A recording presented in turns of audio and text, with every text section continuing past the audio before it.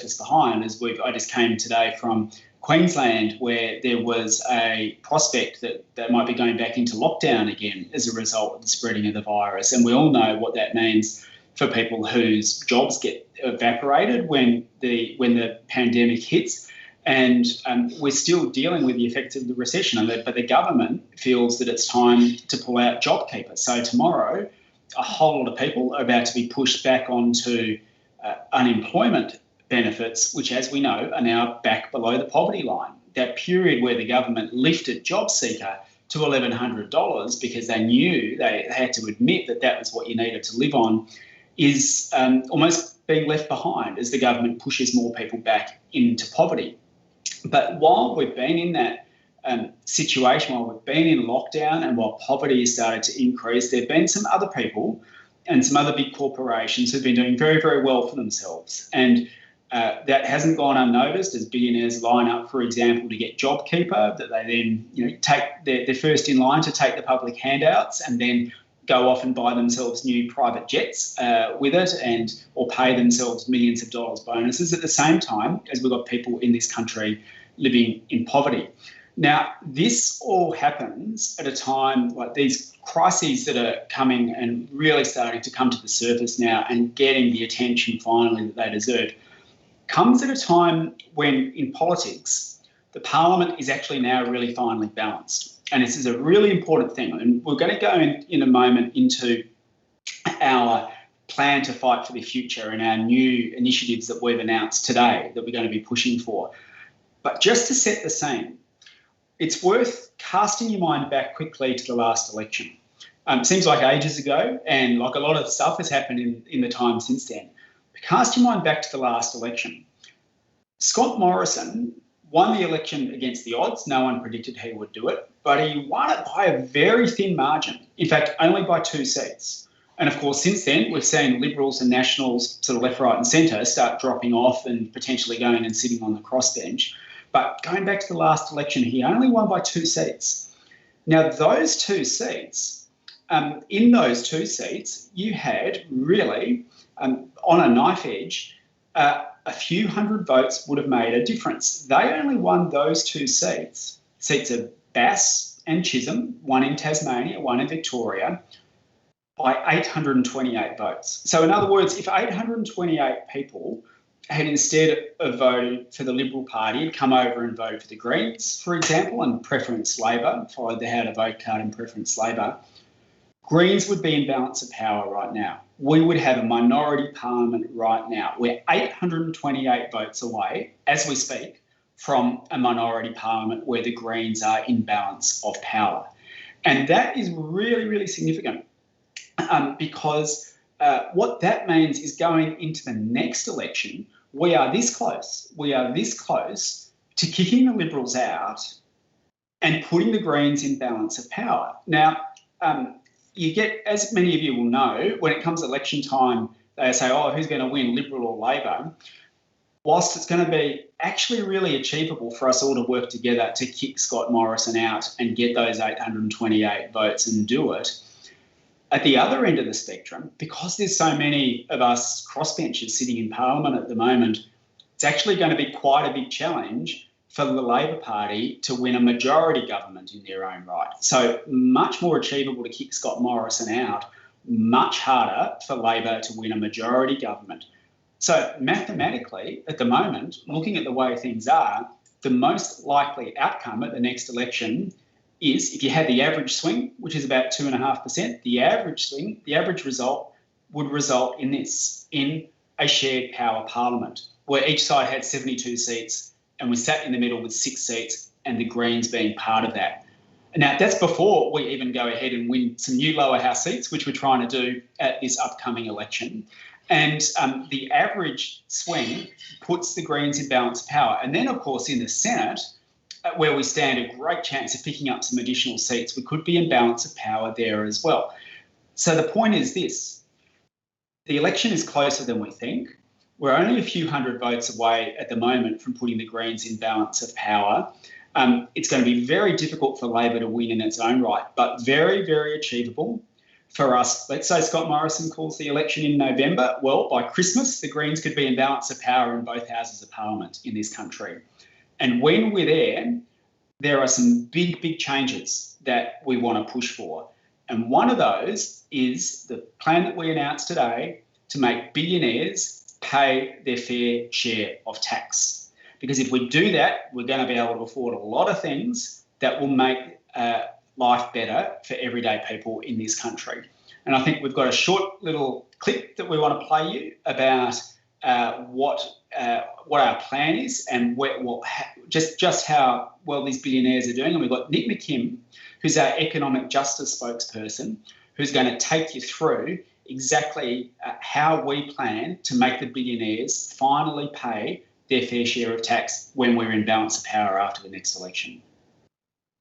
As many of us struggled through one of the worst economic downturns in living memory, a handful of Australia's billionaires saw their fortunes rise. The pandemic is just the latest example of how the very rich have rigged the system, and they've gotten away with it by paying off the Liberal and Labor parties. The result? 1 in 3 big corporations pay no tax. The Greens are fighting to fix this corrupt system, and it starts by making the billionaires and big corporations pay their fair share of tax to fund essential services. Authorised by Jay McCall for the Greens. Hi everyone, and thanks Adam. Well, look, there are so many reasons why we are proposing to finally in Australia make the billionaires and the big corporations pay their fair share of tax. I just wanted to talk you through a little bit about what we've seen in the last 12 months during a pandemic when so many Australians have been doing it so tough. We've seen Australia's billionaires accumulate an absolutely staggering increase in their wealth. Over the last 12 months, collectively, Australia's billionaires have increased their wealth by 90 billion dollars. Now, just to put it all into context, if you earn $100,000 a year, you have to work for 10,000 years to earn $1 billion. These numbers are frightening. The wealth increase that billionaires have enjoyed over the last 12 months is frankly obscene, and we've had enough of it, and we're coming for them.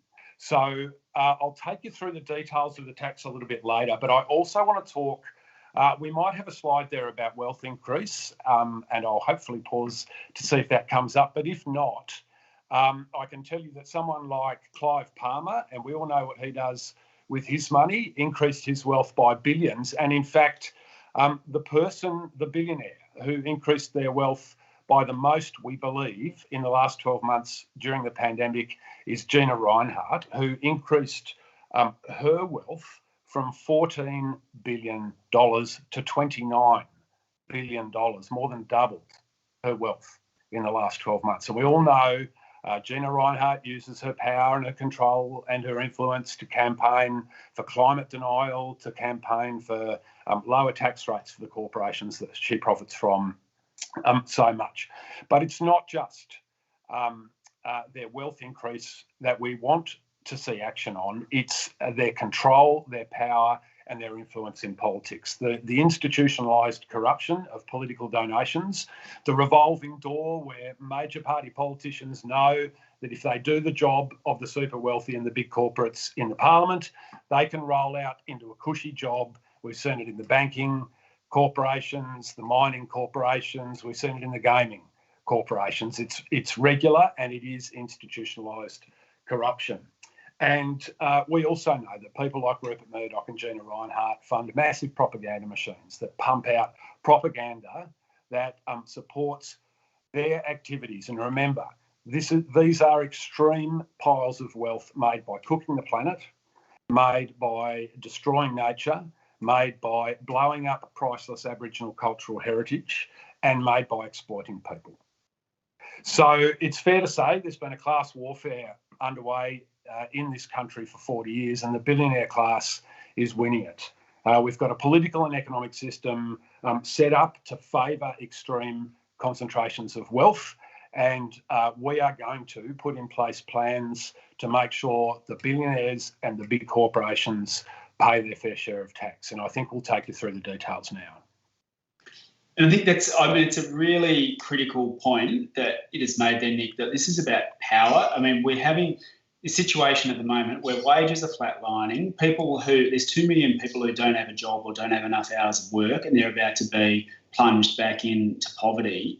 But the mining billionaires, as you mentioned, like the Jenna Reinhardt, Twiggy Forrest, Clive Palmer, between them on average, they more than doubled their wealth during the pandemic. Like while everyone else was doing it tough and being locked down, these billionaires more than doubled their wealth, and they grew faster than even Jeff Bezos from Amazon or Bill Gates did during the pandemic. Like that is how obscene and out of whack things are getting. And the point that Nick made is critical. The reason they've been able to write the rules in their favour is that they make political donations to Liberal and Labor. And then that way, Liberal and Labor write the rules in their favour, and then they get away with not paying their fair share of tax. And everyone else, costs you more to go to the dentist, it costs you more to go to the doctor, you send your kids to public schools and you have to pay these so-called voluntary school fees. That's the consequence of these billionaires having the power and being able to write the rules in their favour. And that's why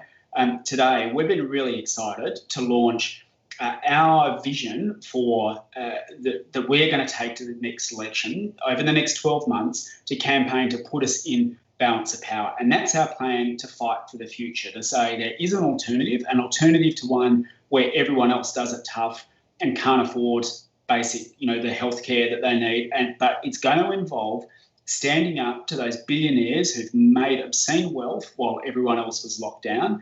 And we've got a pretty good plan to do it, right, Nick? Yep, we sure do. So our plan involves two things. There's a corporate super profits tax and a billionaires tax. So on corporate super profits, we will tax big corporations, that is corporations that have a turnover of $100 million a year or more, and we will tax them on their profits over and above. Once they hit that threshold, we will tax them 6% of their profits over that amount. Now, a billionaire's tax is also a flat 6% rate on wealth over $1 billion. And by wealth here, we're talking about assets. So we would include places where billionaires often put their wealth, which are places like property, art collections, as well as cash and shares and so forth. So this is a holistic interpretation of wealth, and we would not let them get away with transferring overseas. We would simply tax on the basis of the wealth that they have and had in Australia before they transferred it overseas. So we know billionaires can be very creative with the way they manage their wealth, and we want to make sure we've got a plan that's robust enough to respond to that. So just in a nutshell, the billionaires tax that we announced today is to make billionaires pay an additional 6% tax on their wealth. And when we do that, that is going to bring in an extra $40 billion, which is going to fund a lot of the programs that will make Australia more equal and deal with the recession that we're in at the moment. And so just bear in mind, we're asking billionaires just to pay their fair share. These are the billionaires who doubled their wealth, many of them during the pandemic. We're saying an extra 6% on your wealth will open up $40 billion for us to put towards things that will make life better for everyone. Now, foundational to it all, as I mentioned before, just to run through some of the policies that are in our plan to fight for the future, we need a treaty. We need a treaty in this country so that we can start anew by being honest about our past and joining pretty much every other Commonwealth country that has a treaty with its First Nations peoples. When you make the billionaires pay their fair share, you can give and guarantee a decent job to everyone who wants one. So our billionaires tax is going to help us get out of the recession by guaranteeing everyone in this country who wants one a decent job, working on a nation-building, planet-saving project like getting ourselves to 700% renewable energy. Now, you might say 700% renewable energy, how do you do more than 100%? Well, once you get your electricity running on 100% renewables, then you've got to build even more because you've got to get your transport and your industry running on renewables. And we've got to have a new thing to sell the rest of the world as we start to phase out coal and gas. And so we're going to start selling them our sunshine. Basically, we're going to start selling it in the form of green steel, i.e. steel that's produced by using renewable electricity. And we're also going to start funding even undersea cables that will run out through the north of this country so that we can export directly our sun and wind to some of our nearest neighbours. And by getting behind the green hydrogen boom, which is hydrogen produced by renewables, we're going to have something else to sell and ship out through those ports in New South Wales and Queensland. Instead of shipping LNG that comes from fracking and making the climate crisis worse, we'll replace that with a new export industry in clean energy. That's why we're talking about 700%. When you make the billionaires pay their fair share, you can get dental into Medicare, right? Dental into Medicare is critical. When we were in shared balance of power back in 2010, when the Greens were in balance of power in the House and the Senate, we got dental into Medicare for kids. We want to finish the job. We want to get dental into Medicare for everyone. It is just crazy that at the moment your mouth is part of your body, right? But not when you go and if you get everything else looked after, you can take your Medicare card, but it stops at your mouth. There's no reason for that. So we want to get dental into Medicare, and by making the billionaires pay their fair share of tax, we can do that. We also want to make sure, as part of this plan to give decent jobs for everyone who wants it, we need to revitalise manufacturing in this country, and we need to invest heavily in green manufacturing. Green steel, that is steel that's produced by renewables, green products to sell the rest of the world. And the good news is that a lot of those manufacturing sites are located near the places where we're going to have to switch off the coal and the renewables. So switch off rather the coal and gas. So in those areas, New South Wales and Queensland, well, they're just magnificent places because they're blessed with sun and wind and steel-making facilities in some of them to now set Australia up as a manufacturing world leader in the green manufacturing space. And as part of this, I should say too, we're talking about a jobs guarantee for everyone, but a jobs and income guarantee as well, which means that for people who aren't in a position to go and work, no one should live in poverty in a wealthy country like ours. We've got to keep the job seeker rate where it was during the pandemic. If you need $1,100 to live on during the pandemic, then you're going to need it now. Our next slide, as you see, the billionaires tax that we've just spoken about, investing in sustainable infrastructure like transport, making sure that we shift Australia over, as we said before, part of the 700% renewables plan is getting our buses and trams and trains and cars running on renewables, and that's going to involve a significant amount of infrastructure.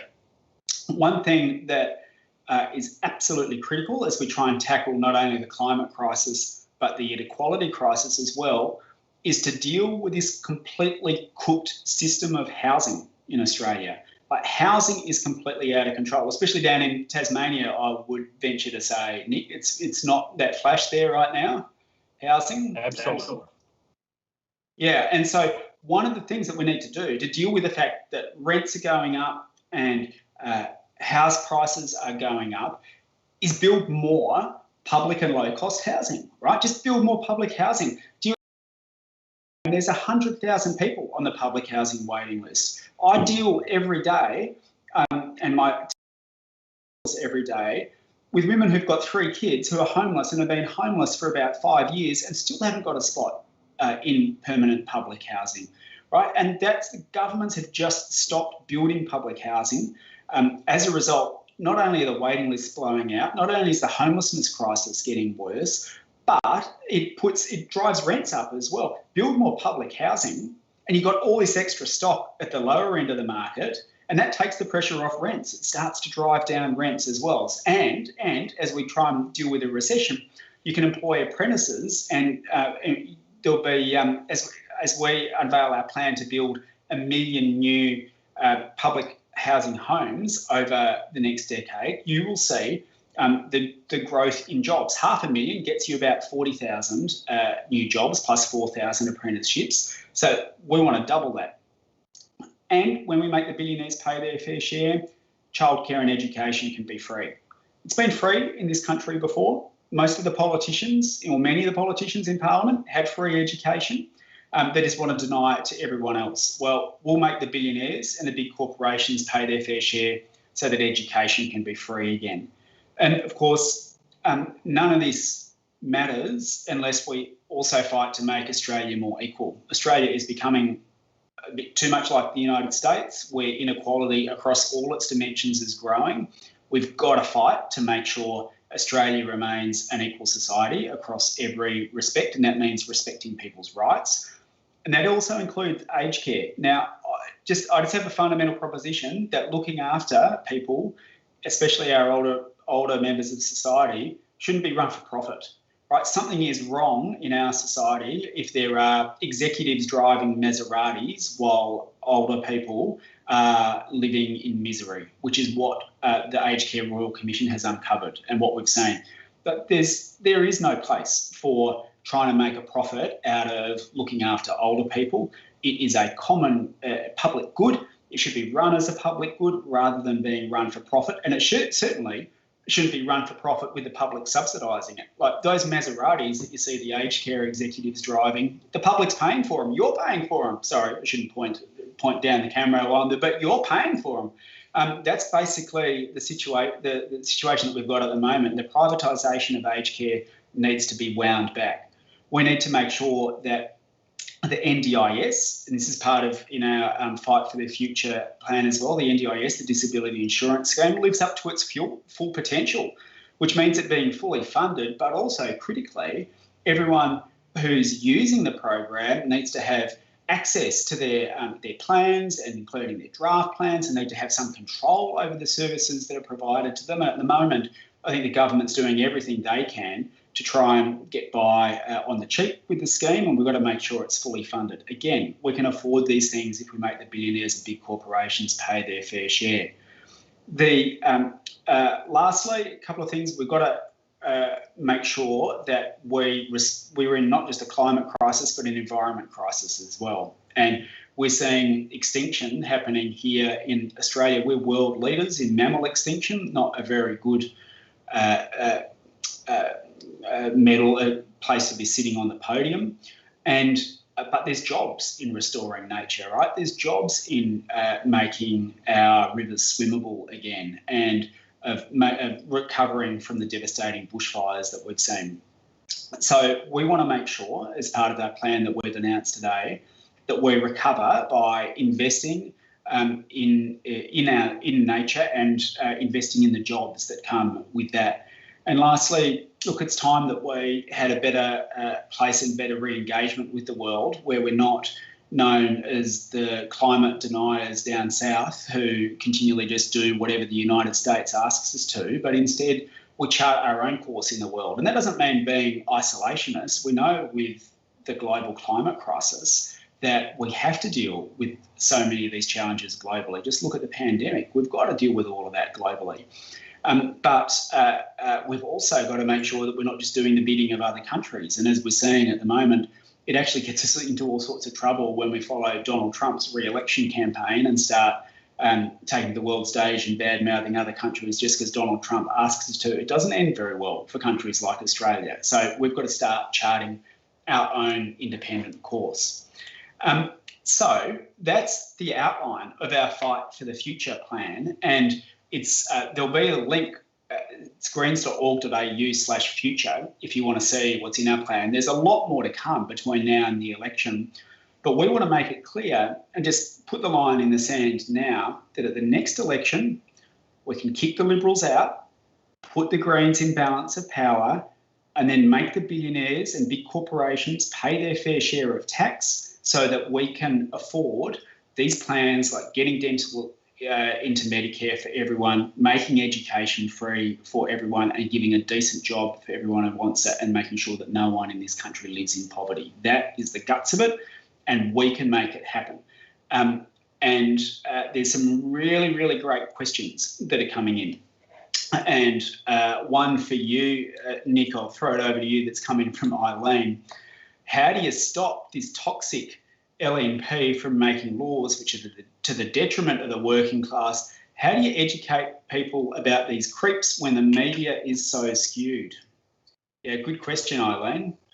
Yeah, good question. Thanks, Eileen. Well, look, there's a lot to unpack there, but as Adam said earlier, particularly the women in our party room have been really strong over recent times. Look, ultimately, we have to get the LNP out of government. I mean, they are an absolute shambles. They don't deserve to be running the country. And again, as Adam said earlier, the best way to do that is to put the Greens in a balance of power. We've done it before. I think it was your first term, Adam. We got a world-leading price on carbon, which massively reduced Australia's greenhouse gas emissions. I mean, it worked exactly as designed, delivered by the Greens. And we've seen time after time that at state, territory and Commonwealth level, we can deliver in balance of power. And that's why a vote for the Greens is such a powerful vote. In terms of the media, we're doing more and more talking with and listening to people through channels like this one today, where you can ask us questions and hopefully we can respond to you. And just on that, Mark is about how we're going to make it happen. Mark has said, we really need to fight for the future. My question is, what will it take to get the tax on billionaires to pass? And with major parties on distracting tangents in support of their corporate donors and members, how are we going to make it happen, Nick? Asks Mark. Yeah, well, Mark, as I said a moment ago, put the Greens in balance of power, give us some leverage, let's kick out the LNP and let's work to make a Labor government, if we are in balance of power, a better, a faster and a stronger government. And we will absolutely take this into any negotiations. Adam, I mean, you may want to talk a little bit about this. Yeah, and that's the critically, this is why we started this by talking about those 828 votes, to just show how close we are to being in that strong position. And the thing is that Labor or Liberal won't do this by themselves unless they're forced to, right? Because they take donations from these billionaires and these big corporations. But what we've found in the past, and what we're seeing at the moment in ACT government, where you've actually got Greens ministers in the ACT working together with Labor's, when you put the Greens right there in that middle position in the centre of Parliament, then we can go, once we kick the Liberals out, we can go to the next government and say, yeah, we'll support you, but here's the things that we want instead, right, in return. And that's when we can listen. And that's what we did back in 2010 when we got dental into Medicare for kids and we got $13 billion for clean and renewable energy, and we can do it again. And it is really, really close, Mark. It is absolutely close, and that's our pathway to making it happen. Ethan asks, how do you plan to enforce a 6% billionaires tax funding the ATO, something similar? Yes, we have to restore funding to the ATO. Like that is absolutely critical. And part of the costing that we've released today includes boosting funding to the ATO to make sure that this happens. But look, if the government can make all of you, all of us, everyone who goes to work, pay tax and have it come out automatically, and have a whole apparatus that's designed to do that, then I think it's within our wit to make, we're talking about 120 people. There's 120 billionaires in Australia who between them have $400 billion of wealth. Like, this is astounding numbers, but we're talking about 120 people. We can resource the ATO to get on top of those 120 people. If they can get on top of the 11 million people or so who are in the workforce at the moment, they can probably get on top of 120. Anything you want to add to that, Nick? I think that's pretty good, Adam. How did the Greens plan to survive negative press funded by the wealthy during the election? I say, well, firstly, bring it on. If the billionaires want to say to us, we shouldn't pay an extra 6% tax, we should be allowed to double our wealth while everyone survives during lockdown, then I want to have that fight with them, really. I think, what's their justification? I don't know, Nick, what do you reckon? It's pretty unjustifiable. It's totally unjustifiable. And like you said, Adam, bring it on. I mean, if they want to front up to Australians and try to explain why they shouldn't have to pay their fair share of tax so that we can do all of those really exciting initiatives you mentioned earlier, I mean, let them come out. We're ready for the argument and we're ready for the debate with both the Labor and Liberal parties as well, because they've got to answer whether they support billionaires being able to get away, basically making off like bandits, while so many Australians are doing it so tough, and we just can't provide the services that we should be providing to Australia's people. So, we are ready for them. And one thing I would say, Ethan, is that, we don't have access to the same blanket media coverage that the others get, right? We don't. And they... we don't have our own multinational media empire, and we don't have other outlets that'll routinely think, oh, well, it's a two-party system, so we will just run only what the two parties say. But what we do have is you, and this is why I'll mention it again and drop it in again when we come to the end, greens.org.au/future. Our vision that we're releasing, this roadmap that is utterly achievable if we just get us into balance of power and then force the next government to do this, utterly achievable, utterly affordable, we're going to rely on you and people like you to spread the word and about this. And we know, and I know from Melbourne, that actually that one-on-one contact and the recommendation from friends and supporters say, hey, have you heard about this vision that looks really good? Or did you know that the Greens want to put a tax on billionaires and make them pay their fair share? Being able to do that is a good way of working around the mainstream media, and so that when they come and attack us, you can say, oh no, I've actually heard about it, I've read the plan, I think it's really good. So we want to try and inoculate people against those attacks by making sure that everyone knows and understands what it is that we're campaigning on and why we're doing it. Ren has said, it feels like uphill all the way, and Verity has responded, don't lose hope, Ren. We're at a point in time when we can create real change, but we're only as strong as our base. So the most important thing is to keep talking to friends and family about how bad things are with the majors and their inaction, and that the Greens have a plan forward that is possible. Let's empower everyone around us to make a change. Well said, Verity. I wish I'd read that really articulate statement before I responded to Ethan, because I think you've nailed it there.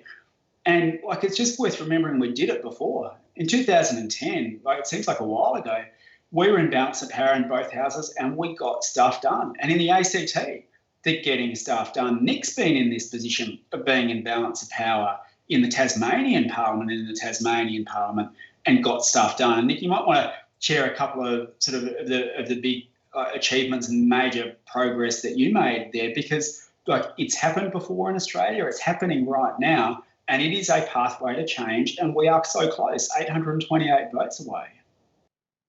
Yeah, absolutely. It is. There's a real opportunity for us here and a real opportunity for the country. But yeah, look, we got some great outcomes down in Tassie. We got 170,000 hectares of the most beautiful Tasmanian forests, world-class wilderness added into the Tasmanian Wilderness World Heritage Area, a really large extension of land now that's protected from developers, protected from miners, protected from loggers, and there for eternity, we hope.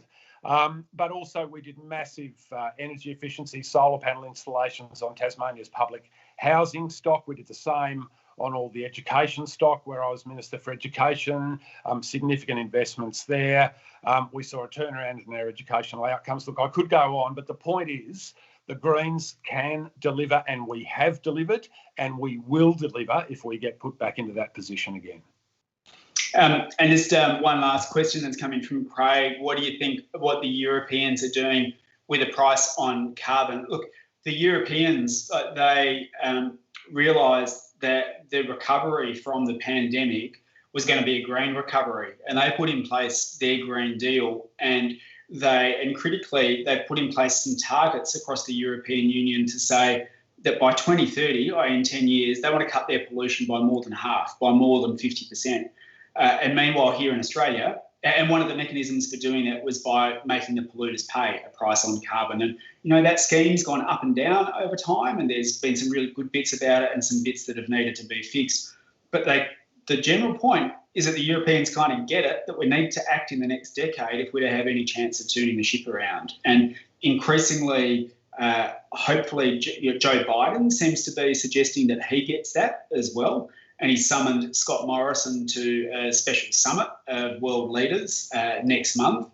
which is going to be interesting to see what Scott Morrison says, because I wonder if he'll take his lump of coal along with him and tell him about the time that he took it into Parliament. But Australia's increasingly being exposed on the world stage. We tied ourselves to Trump for a long time on the climate front. We've been the ones at every global climate negotiation who've refused to take any action. And but that's, the tide is going out, and you see who's been swimming naked when the tide goes out, and increasingly Australia is being exposed. And so I think the Europeans and the Americans are now making it much, much more difficult and putting the pressure on Australia, which is where it should be. We've got some, I'm sorry if we didn't get to your other questions, but we're coming towards the end of our session tonight. I hope that you've got a sense from us about our vision, that's a vision not just about one particular area of policy, but is about making this country so much better across the board in so many respects, making sure that no one in this wealthy country like ours lives in poverty, that we get a job for everyone who wants one, and that we grow the industries that are going to sustain us in a zero emissions future. But key to it all is that we're going to help fund it by making the billionaires and the big corporations pay their fair share. How are we going to do that? We're going to get ourselves into balance of power with your help. So, no pressure on you, but if you could come and help us over the next 12 months, or even potentially by Christmas, Scott Morrison could be out by Christmas if he calls an early election. Greens could be in balance of power, and we'll look back on this period as one where we got dental into Medicare for everyone, finally took some climate action, and people in this country were lifted out of poverty. So it's that vision that I think that when that we're going to need your help explaining it to. Unless you happen to have a multinational media empire at your disposal, then we're going to need your help to start spreading that word amongst your friends and your family and everyone that you know. So Nick, as we round off tonight, what would you like people to know about billionaires in this country? What they've been getting away with and what it's time to do? Well, in a nutshell, they've been getting away with far too much for far too long. They've accumulated obscene levels of wealth. Those piles are growing at an obscene rate. I mean, these numbers are just staggering, and we've had enough of it. And we reckon there's a fair few Australians who've had enough of it as well. So we are coming after them. We need to make them pay their fair share. We need to make the big corporations pay their fair share. And I have to say the line between the billionaires and the big corporations has never been greyer. That's why we need to go after both the big corporates and the billionaires, and we can have a really exciting future. So from me, thanks to everyone for coming along tonight. It's really great to be part of a movement of people who are determined to work together to bring about change. Yeah, thanks everyone for joining us. Let's go and fight for the future. Let's make the billionaires pay their fair share. Go to greens.org.au/future to download our vision and spread the word, because we're only a few short months away from change, and we could see out this terrible government and usher in one of the most progressive government and governing arrangements we've seen for a long time, and really make some changes that will set this country up for decades to come. So let's go and fight for the future. Thanks, everyone.